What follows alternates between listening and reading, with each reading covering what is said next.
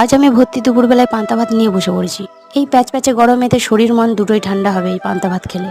পান্তা ভাতটা কার কার খেতে ভালো লাগে জানি না, তবে আমার তো হেব্বি লাগে, আর আমার থেকেও বেশি মনে হয় আমার বরটাই পছন্দ করে। দেওয়ার সঙ্গে সঙ্গে লঙ্কাকে চটকে একদম খেতে শুরু করে দিয়েছে। তখন আমি বসে বসে দেখছিলাম, আর ও যেভাবে লঙ্কা চটকে খাচ্ছিল আমারও দেখে খেতে ইচ্ছে করছিল।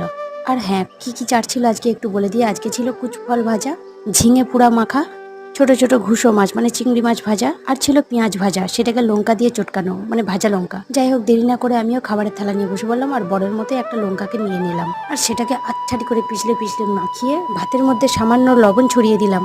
তারপর আমি যে লঙ্কা তেল করে পেঁয়াজ ভাজাটাকে মেখেছিলাম সেই পেঁয়াজ ভাজাটাকে নিয়ে নিলাম ভাতের উপরে। তারপর আর কি, বুঝতেই পাচ্ছেন কতটা সুন্দর লাগছে খেতে। আর অনেকদিন পরই পান্তা ভাতটা খেলাম, তাই সে কারণে হেব্বি লাগছে। আমার মতো আর কে কে পছন্দ করেন পান্তা ভাত খেতে জানাতে ভুলবেন না একদম কমেন্টের মাধ্যমে। তো চলুন আজকের মতো টাটা, বাই বাই, দেখা হবে আবার পরের ভিডিওতে।